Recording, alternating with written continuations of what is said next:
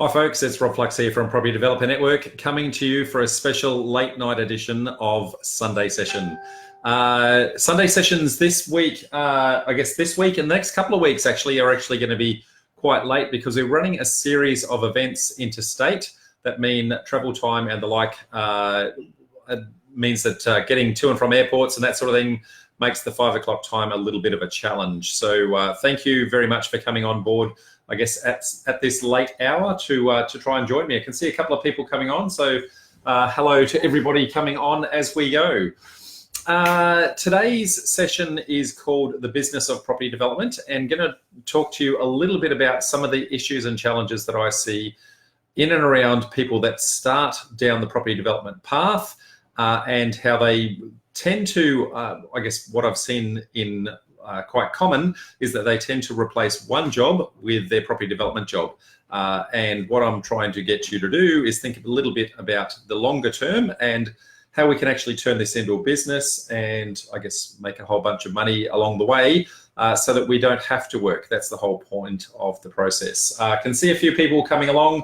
Vanessa says, and sorry, I've got multi-screens going on here, folks. So Vanessa says, 8 o'clock works great for me. I wish it worked great for me, Vanessa. It's a terrible time for me. So, sorry, let me... Father's Day, and that's my father. That's not a good thing. Let me... Sorry, it is a good thing. Sorry, Dad, if you're listening. It's a very good thing. Let me just turn that off and I will call him back at the end of this call. I guess whilst we had an 8 o'clock start for this evening, I actually had a little bit of a faux pas, which doesn't happen very often. But I had a training event that I thought that I was going to be attending in Sydney that was going to take 3 days. And so hence we scheduled this for 8 o'clock tonight. When I got down there on the Friday morning, I found that I actually got the date wrong. And much to my surprise and everybody's surprise in walking in the room, I was up 1 month early exactly, which was quite pleasant because I hadn't had a weekend off for quite some time. So I swiftly jumped on a plane and came all the way back. So I guess there is some method in the madness. And I'm glad I actually had a nice weekend. So spent quite a bit of time with my lovely wife. And that doesn't happen anywhere near enough. So now I can see lots of people on board. Wow, look at 8 o'clock must be a good time for this. So before we actually start, I'm going to talk a little bit about some housekeeping. So we've got an event coming up in Melbourne next weekend, which is the repeat of our Sydney Psychology of Property Development event. It's a 2-day event in Melbourne. So anyone who, I guess, is interested in coming along to that, that's where we go through a lot of the things I'm going to be talking about today and try and get you to walk away with a 5-year roadmap, which is, I guess, a 5-year property action plan, which is all of the steps and the roadmaps that you actually need in order to build a successful property development career. So I'm going to touch on some of those elements today, and I'm going to go into a lot more detail on the 2 days. So anyone in Melbourne, please come along to that Psychology of Property Development event. Now, as I said before, a lot of people struggle with actually turning property development into a business, and instead they tend to treat it a little bit like a job. And one of the reasons that I see that is that they tend to spend a lot of time not really locking down their strategy, and they flick from one strategy to the other strategy, and they become a jack of all trades and master of none. And the challenge behind that is that you burn a lot of energy and a lot of effort trying to learn multiple sets of rules, and especially if you're trying to do that over multiple councils, because every single council's got a different set of rules. And so the challenge there is that you are spending a lot of time learning the strategy and not much time actioning the strategy. So that's probably the very first thing I would say. If you're trying to turn this into a business, lock down a single strategy. And there are lots of different strategies. There's cash flow strategies, there's cash cow strategies, there's multi-key strategies, there's, you've got dual occupancies and duplexes and granny flats and auxiliary dwellings and secondary dwellings. You've got houses of multiple occupancy, whether they be rooming accommodation, boarding houses, Airbnb. You've got cash flow strategies. So you've got trading blocks, you've got project management, you've got master lease, sublease. You've got multi-unit dwellings, your units and townhouses and medium rises and all those sorts of things. So lots of different strategies, and the biggest thing is trying to lock down how you get that strategy. So in our 2-day event, what we do is we actually go through a whole bunch of, I guess, drivers that tend to impact people. So there's time, there's risk, there's money, there's, I guess, skills required, that sort of thing. And we actually put together a little bit of a matrix to actually help pop out which one of those strategies is most likely to work for you and your personal circumstances. So I'm not going to give away the secrets in how that works right here, other than to say that it's a very good process to actually go through. But there's actually 3 strategies that you need to say, and I've say regularly choose one strategy, but there's actually 3 strategies that are really going to come into play. One is your development strategy. Now that is something that you're going to stick to long term and get very, very good at it. You're going to become very narrow and very deep in that knowledge and become quite excellent at actually executing it. But the other strategy that you need to look at is your acquisition strategy. And especially in the early days, the way that you actually acquire the property is going to be very significantly impacted by the access that you've got to cash and your ability that you've got to actually cash flow a project. And so your acquisition strategy is tactical. And what I mean by tactical is it's going to change for every single development that you actually go into. And what you'll be doing is you'll be having a look at, well, what is my nest egg right now? How much is it actually in the kitty? What is my serviceability?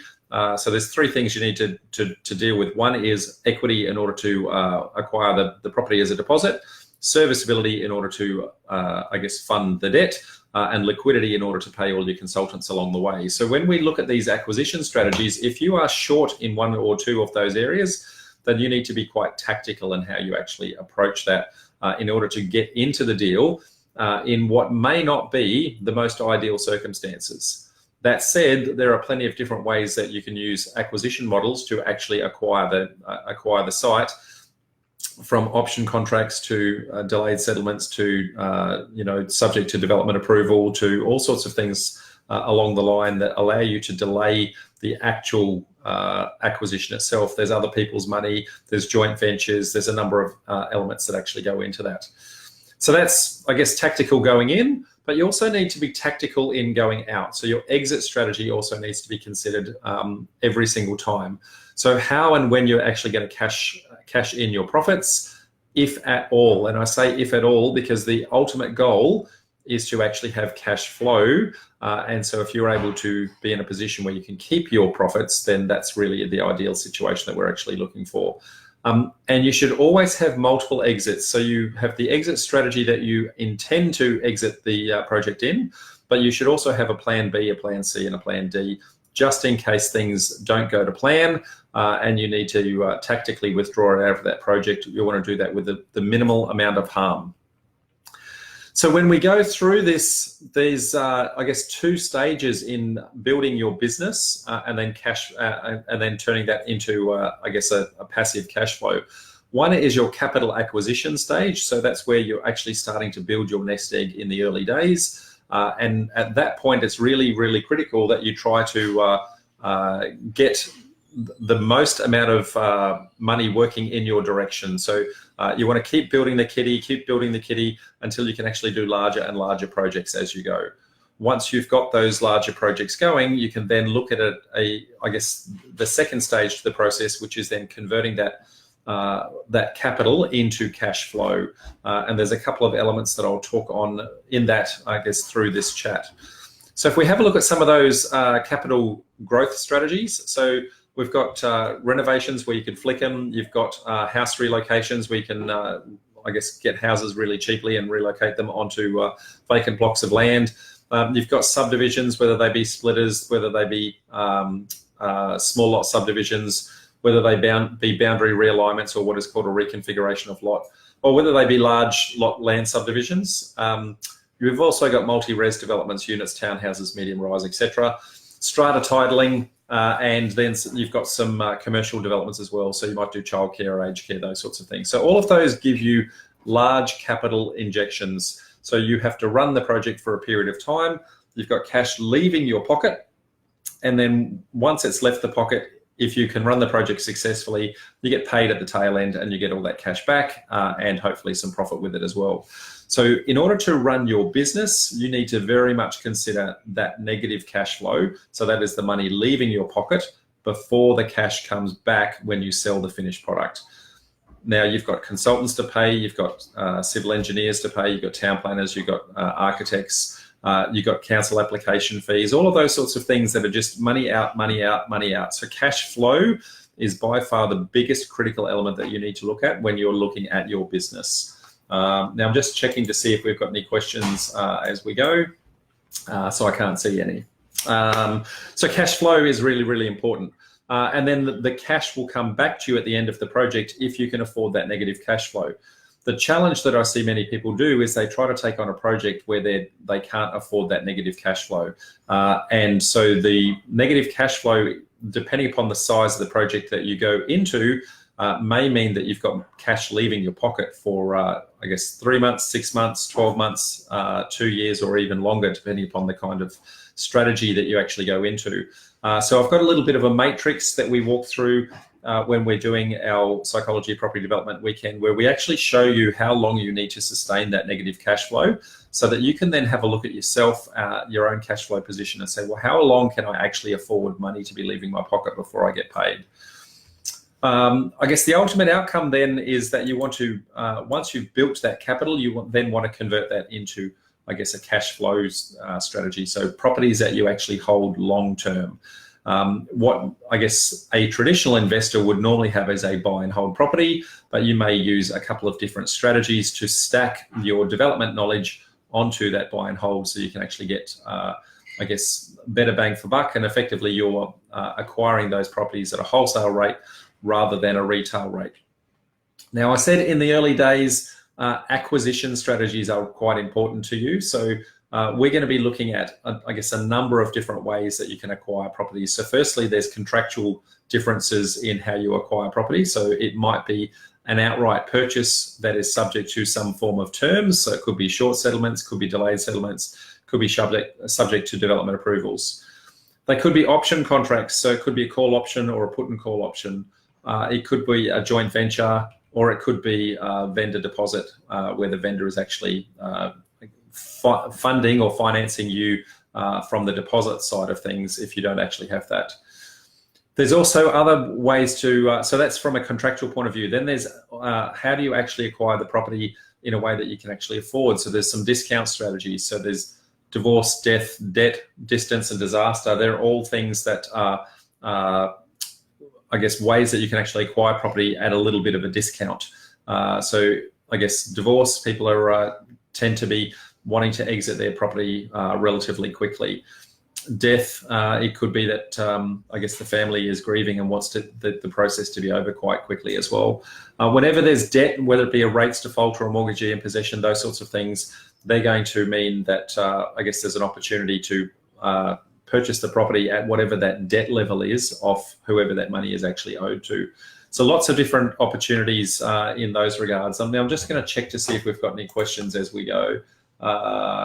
No questions. Lots of people on board. And Dean says hi. So hi, Dean. And I can see hi to Luke, Chris, Henry, Noel, Barb, Nathan, Michael, Corin, Kevin, Cameron, Carol, Ivan, Shirlene. Gee, it just keeps on going. I'm not going to keep going. There's plenty of you on there. So that's great to know, guys. I guess there's also other ways to acquire property with no money down strategy. So where you're really starting with no money at all, you need to look at, well, how do I actually get to acquire these properties when I have no money at all? So if that's the case, once you've learned how to do no money down strategies and you've started to build some money in your nest egg, then you can keep using those no money down strategies where appropriate and run multiple projects at a time, so your small amount of funds can actually run a lot further, which is very handy. So some of those no money down strategies are deal finding, option contracts, trading of blocks, project management, master lease, sublease, and by far my favorite, other people's money, where you're either doing joint ventures or private loans in order to get funding from other people who are high net worth individuals, and I guess they want to get a little bit better than the 2% that the bank is actually offering. Brad's got a question. Is there a percentage you need for cash flow to get through a development safely? For example, site cost is 500K and you're knocking down a house and building 3 units. So Brad, it's an excellent question. The challenge is that's very subjective to the development strategy that you're actually doing. We do cover that in depth in our 12-month program. Unfortunately, in this time slot, it doesn't really allow, but once you've chosen your development strategy, then you'll understand the kinds of costs that is actually going to involve. So for example, if it was a small lot subdivision, you may only need somewhere between $100,000 and $120,000 from a cash flow perspective. But if you're doing a unit or a townhouse project, that might be somewhere upwards of $200,000 to $300,000, depending upon the size of the deal that you're doing, for example. So it is quite subjective, and there are deals where I've been able to do things with, only $20,000. So it varies quite significantly on the development strategy and also on the site itself. So I guess once you've, in the early days, as you're building those no money down deals, starting to get into projects, you're quite restricted in the kinds of projects you can actually go in, because negotiating those terms can be quite challenging, because you can't just go and buy outright when you don't have cash. So the number of opportunities that come your way start to become limited. But as you start to build your capital, then your number of acquisition strategies start to open up. And so some of the things that you need to plan for in your roadmap of building this as a business is to say, well, right now, what are the constraints that actually apply to me? And with those constraints in mind, the only acquisition models that I've got available to me are X and Y. As I build stuff, then I can go X, Y, and Z. And as that builds a little bit further, then it's W, X, Y, Z, for example. So what we're trying to do is actually build momentum from each project so that the first project builds into the next one. So Henry's got a question. This is a great time for live sessions. I'm glad it's great for you, mate. So I'll take it under advisement. I've got to do a couple of late sessions in the next couple of weeks. So if I get good numbers, then I'm happy to consider moving the slot.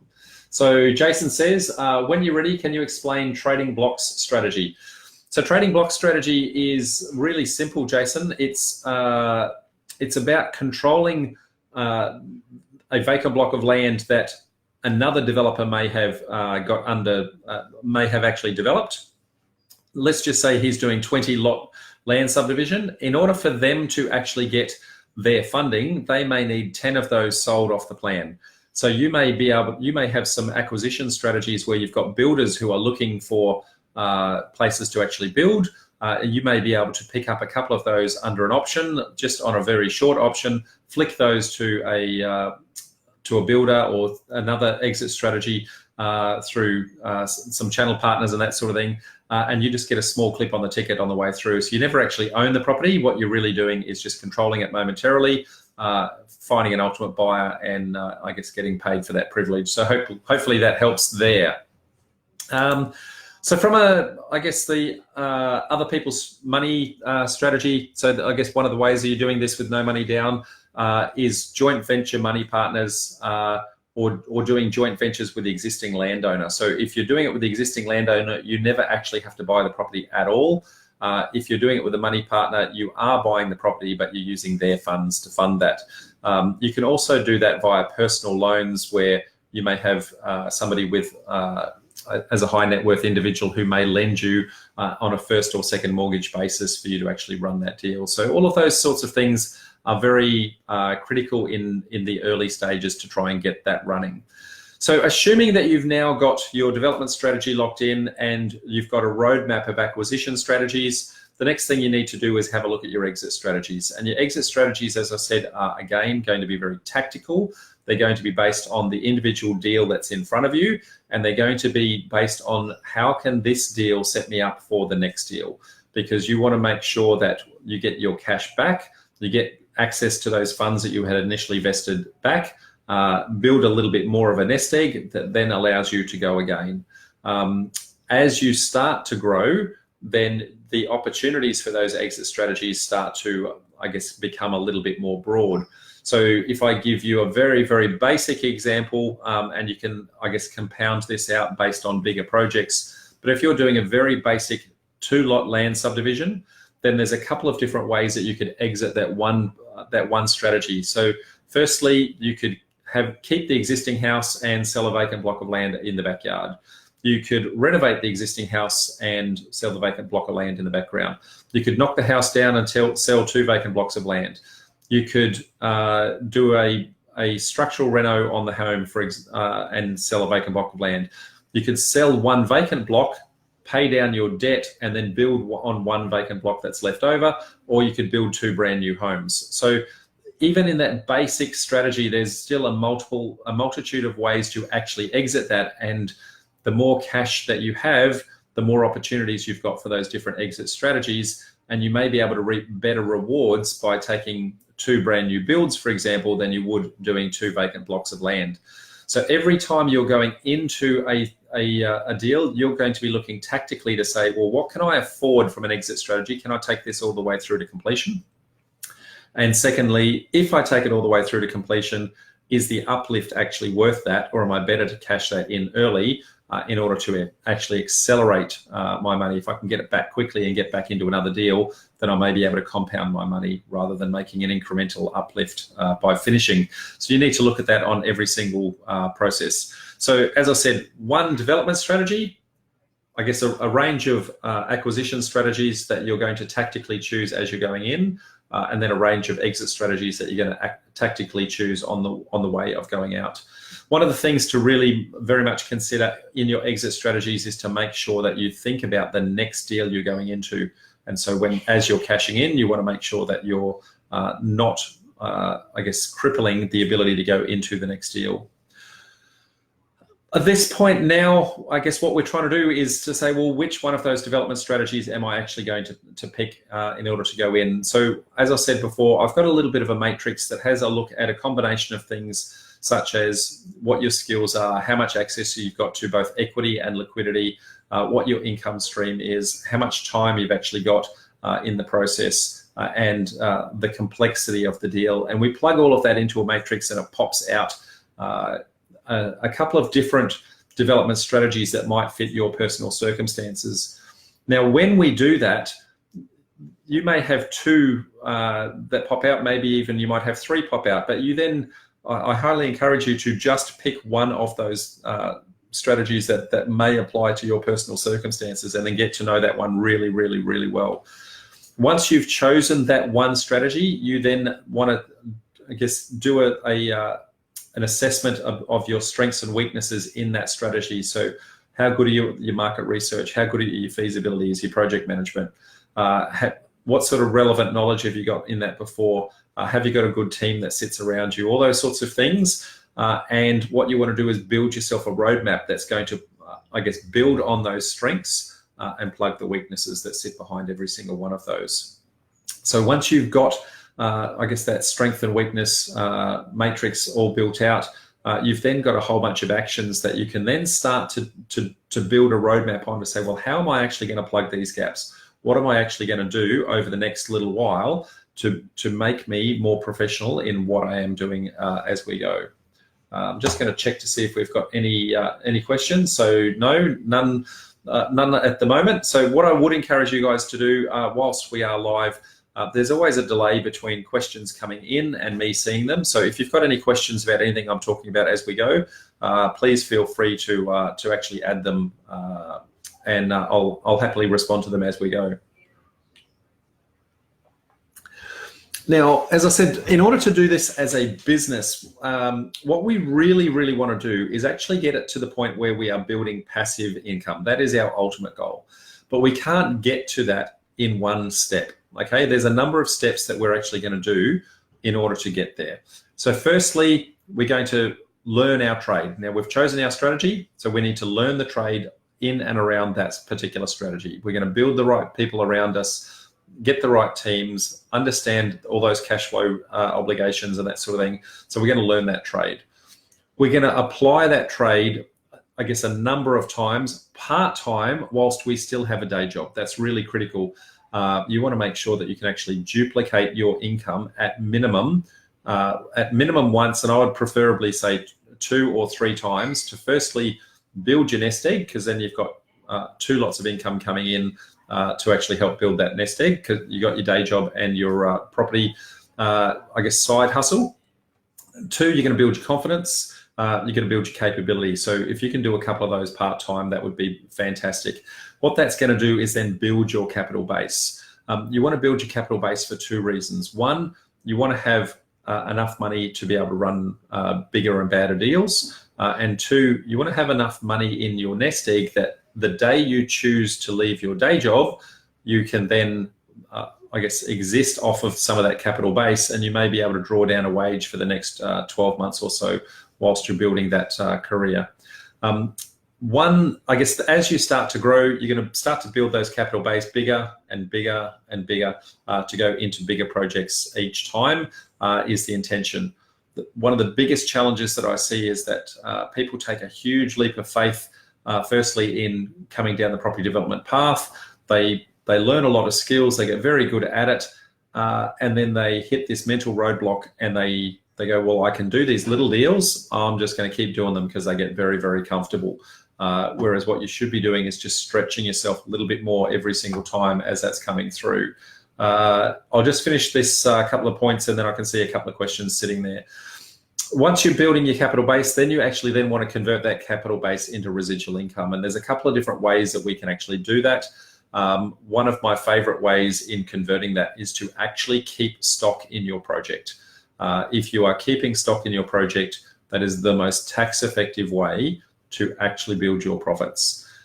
Now, if we do a hypothetical scenario here where we're doing a project that is earning us a 20% return, if we're doing 6 properties in that particular project, we sell 5 of them down, that is going to pay down all the debts and means that the 6th one is actually owned free and clear outright. Now, it's owned free and clear outright, and you don't pay tax until you sell the property. And if you don't sell it, then you've effectively deferred your tax to a later point in time. Now, by deferring that tax means that you are actually now got, the full profit that you've actually got now working for you full time. So that's now 100% of that profit is actually now sitting in, I guess, a long-term buy and hold capital growth strategy.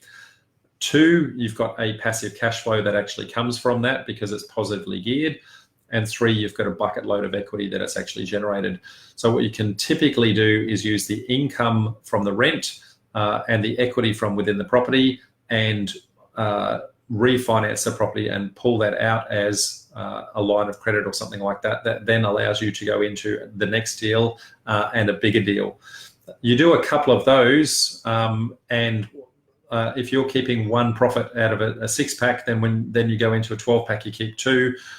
Then it really comes down to, well, how many of these projects do I need to do to keep in order to, I guess, fund my income?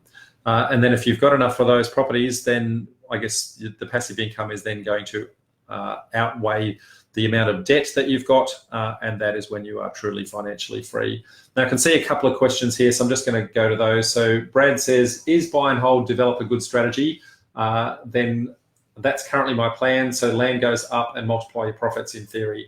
Any tips or things to watch out for? So I just touched on that a little bit, Brad. So absolutely, if you're combining strategies or stacking strategies, so you're stacking a development strategy with a buy and hold strategy. So that's always the best way to multiply your profits. So firstly, you're building, I guess, a whole bunch of equity into the deal through the development process. So effectively, you are acquiring that property at a wholesale rate, not a retail rate. So that's the very, very first part. And if you're fortunate enough to not need to sell, then as I said, you get that tax deferral system. So quite effective. And that effectively means that you're going to be having positively geared properties for all of the ones that you actually keep.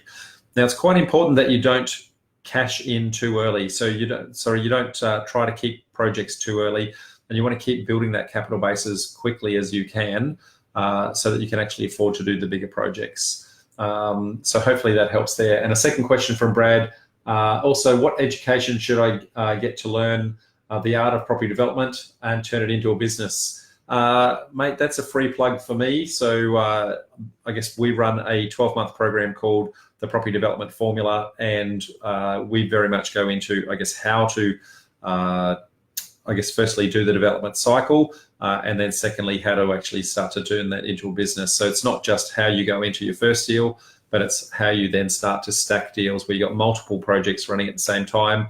How do you have your entities so that one, you have your asset protection, two, you have your tax minimization, and three, you keep the bank happy that you're actually earning funds. Because if you're minimizing your tax, you're effectively telling the ATO that you're not earning money, which then means that the bank thinks that you're not earning money. So how do you make all three of those people happy?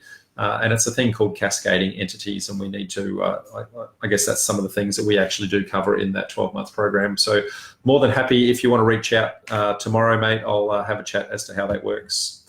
Okay, so knowing all of those things and knowing that you're going to have a roadmap, now what we've got to do is actually have a look at, well, where are we actually starting out? So, every single one of us are going to be starting in a completely different position. And so there's a few things that we should actually do that anyone who's actually doing a loan against you, or anyone who's doing for you, I should say, or anyone who's actually, looking at your investment strategies, they'd be doing these things for you. So you should be doing them for yourself. So you should have a look at your assets and liabilities. You should have a look at what available equity you've got. So you should have a look at what debt you've currently got serviced. So when you have a look at all of those, you're going to say, well, what is my net equity position? So is that equity that I can actually use to either refinance and get that out as cash, or alternatively refinance that and use that as deposit in another property? So that all of those are quite important. The other thing that you want to be looking at is your passive cash flow. So what income are you actually getting from your day job? Any rental incomes, share dividends, all those sorts of things, any profit that you've got from previous projects. And you're going to plug all of those in together. You'll do an assets and liabilities spreadsheet, and you'll also do a budget. And what we're trying to look at in looking at all of those is, what is your net position that you're starting out from? So how big are your bills? So every single month, how much passive income do you actually need to generate in order to pay your bills? How much spare money have you got? That's going to go towards your liquidity. It's going to help you with serviceability of deals and that sort of thing as well. How much cash do you have at hand, and what sort of deposits you've got? So that starting position is really quite important. And that starting position is going to very much influence some of those acquisition models that I was talking about before, those tactical elements right up front as to how you actually get into the deal. So understanding your position then lets you know, well, whilst I have, my development strategy in mind, what is the acquisition model that I'm actually going to have to go into for the first deal, second deal, whilst I'm trying to build that kitty and build that net worth. The next part is, I guess, what is your end goal in mind? So what is your, number one financial goal, or your retirement position look like to you? And that's going to look very different to everyone. But for most people, you want to have a number of assets that are actually owned outright. Typically, it's your house. Typically, it's your car. It might be a couple of toys. And you want to have a couple of other properties that are owned outright that are generating you passive income. So how many of those is going to come down to what you're after from an individual point of view, and that as to what your lifestyle is that you want to be living. So as you look at that, you should be setting yourself what is called a SMART goal. So specific, measurable, achievable, realistic, and time-bound. If you set that SMART goal, we tend to say that you should set a 5-year roadmap. So in 5 years' time, what specifically you're going to be, how can you actually know whether or not you've actually achieved it? So I am going to do X amount of projects with X strategy, generating X number of properties as my profit, and give it a specific date. Don't say 5 years time, because 5 years today, tomorrow when you say 5 years, then that's 5 years plus 1 day, and next week it's 5 years plus 1 week. So set a specific date that gives it some time bounds and locks you into actually taking some actual action in your process. So in looking at that, that financial goal that you want to have at the end, then you have a look at, well, what are the kinds of properties that I actually want to own at the end? Is it going to be houses? Is it going to be dual occupancies? Is it going to be commercial? Is it going to be houses of multiple occupancy? Those sorts of things. So what is the finished product going to look like? And then based on that, you can predict the amount of rent that those things are actually going to generate. And when you know the amount of rent it's going to generate, then it's quite easy to then go backwards. And when you go backwards, you say, well, if I know how much rent it's going to generate, then I know how many properties I need to own outright in order to achieve my goal of paying my debts. And remember, we did that budget right up front to say, well, I know what the debts are that I need to actually cover. So then you're going to have three, I guess, milestones that you're going to try and achieve out of there. Firstly, you want to get to a point where you've just covered the existing debts, which means that passively, that you don't have a requirement to work. You may not have a massive lifestyle, but you don't have a requirement to work because your income, passive income, is going to pay all of your fuel, your electricity, your rent, your mortgage, that sort of thing. So that's the first milestone that you might want to go for. Second milestone is, well, I want enough passive income to replace my current wage, which might be significantly higher than, I guess, those debt levels. And then the third milestone that you might want to have is, well, this is the lifestyle that I want to become accustomed to. So if you set those three little markers, that will actually help you massively. Now I can see another question come through. No, it's just Tony jumping on. So g'day, Tony. How are you, mate? Good to see you on board. This late hour is quite popular, I see, mate.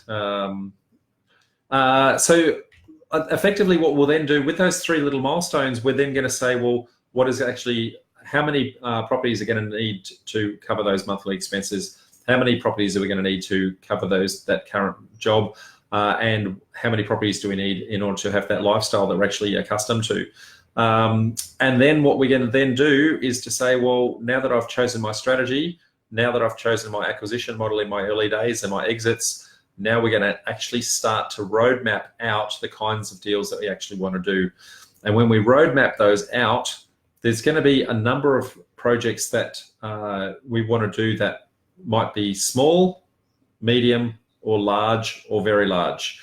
And so for some of us, we may have to do multiple small deals initially to build that nest egg quite quickly because we don't have a nest egg. For some of us that are starting out already with a small amount of money, we may go straight into a medium-sized deal.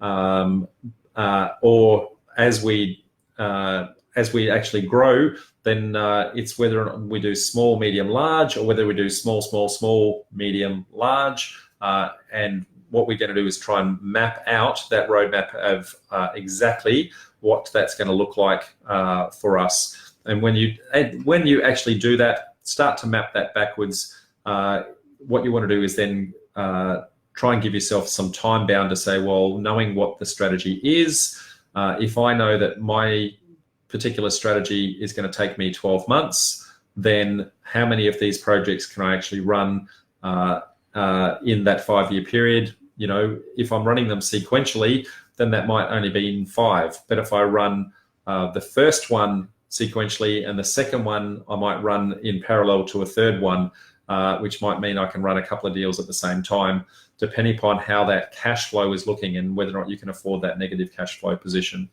So it's quite important to map that roadmap of deals out. And when you're doing that, you want to be very, very mindful of some traps that many people fall into.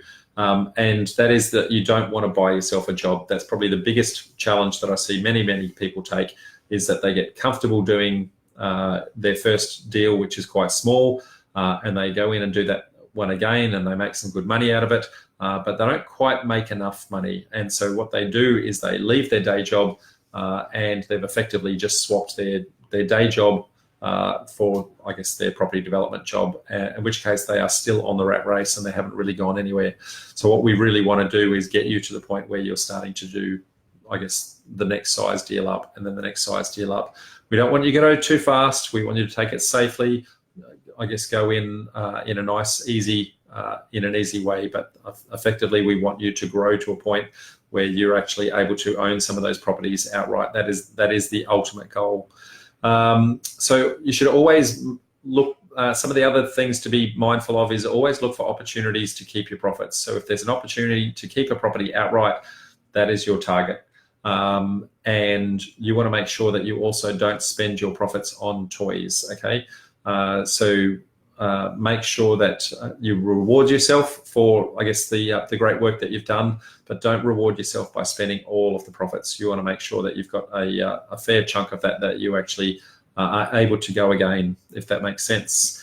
And then from, I guess, the next deal guidelines perspective, you want to make sure that the deal that you're coming out of is setting you up to go into the next deal. So if you're looking at keeping a property, you want to make sure that that's not stopping you from getting into the next deal. You want to make sure that it's actually enabling you to do that. So that's effectively it, guys. And if you map all of that out into your 5-year property action plan, that's the process that we actually do on that 2-day psychology of property development workshop event. So if you haven't done that, and if you want to know how to do that, then we're running one of those 2-day events in Melbourne next weekend. So that is the 7th to 8th of September. So if anyone's actually interested in that, what I'll do is I'll actually put the link to that in here. So see if I can multitask.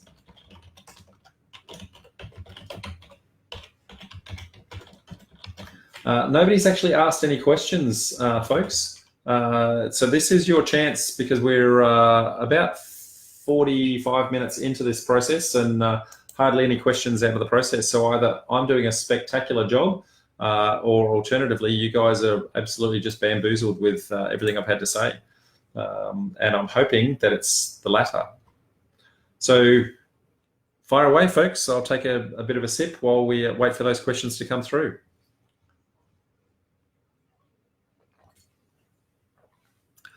Whilst I'm waiting for those, we do have another event in Brisbane coming up, which is the monthly meetup. That is, I'm just trying to think of the date, on the 14th this month. It's not our usual third Saturday of the month. It's actually the 14th.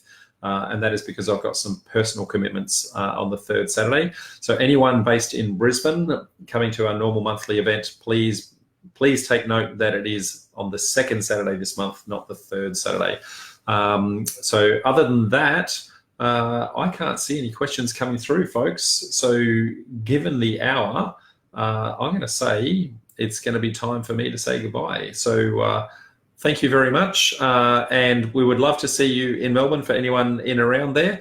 We've also got our 12-month property development formula program coming up that officially kicks off on the 11th to the 13th of October. So anyone interested in that, please reach out. I can actually see one question, so I'll just see if I can answer that. Brad Grove says, is splitting blocks the best way to start? Is there any money in doing so? Brad, so yes, it's a great way to start. Whether it's the best way really comes down to your personal circumstances. It is certainly a way that a lot of people start. And yes, there is money to be made. But what I would warn you is to say that 90% of the sites that you come across that are developable are not profitable. And so do not fall into the trap of believing your real estate agent that says, well, it's a splitter block, so it's going to make you money. It's really about learning how to tell whether or not it's going to be profitable in order to make sure that you're picking the right sites and not just the next site, because you don't want to be buying yourself a dud, mate. So yes, it's a great place to start, but there's many other great places to start. Plenty of people start on renovations. Plenty of people start on options contracts and doing DA uplifts. There's 1,000 different ways. What I would say is every development strategy works. And so what it is really important is to find the one that works for you and then get very, very good at that one. So if you think splitter blocks are the right one for you, mate, then absolutely you can make a killing doing it. But make sure you don't just do splitter, splitter, splitter, splitter. You want to do splitter, then a 4-lot subdivision, then a 6-lot, then a 10-lot, and grow and grow. Hopefully that helps. Jason says, thanks, Rob. So you're welcome, mate. Jalen says, g'day, Rob. Can you please touch on the cascading structures as mentioned to maximize lending while saving tax? So what I will say, Jalen, is that's probably an hour-long conversation in and of itself. And while I spend 2 hours inside our property development formula program, so I guess the nuts and bolts of it are that without giving you the answer, because every particular circumstance is different, but the nuts and bolts of it are there's 2 reasons to do any entity at all. One is for asset protection and one is for tax minimization, and the 2 generally do not work together. So you can be very, very well asset protected, or you can be very, very well tax minimized. And when you try to do the 2 of them at the same time, it gets quite challenging. And the only way that you can is by cascading entities. So you can have one entity that is owned by another entity, and so the money flows downstream. Whether you need a company at the top and a trust down the bottom, or if you need a trust up the top and a company down the bottom, or if you need a company, then a trust, and then a multitude of other trusts, that is all going to change based on your circumstances as you grow.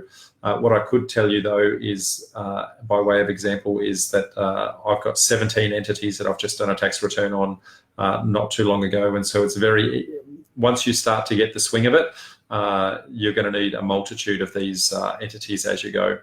Start with one, get that right. In the early days, whether you need it to be asset protection is going to depend on whether or not you've got any assets to protect. So if you've got no money at all, then tax minimization might be really important to you. But then as you start to gather some of those funds, then you want to make sure that you keep it so asset protection starts to become more and more critical. So hopefully that helps just set the scene, mate. But other than that, it's probably a topic in and of itself, rather than trying to squeeze 2 minutes out of it at the end of the show.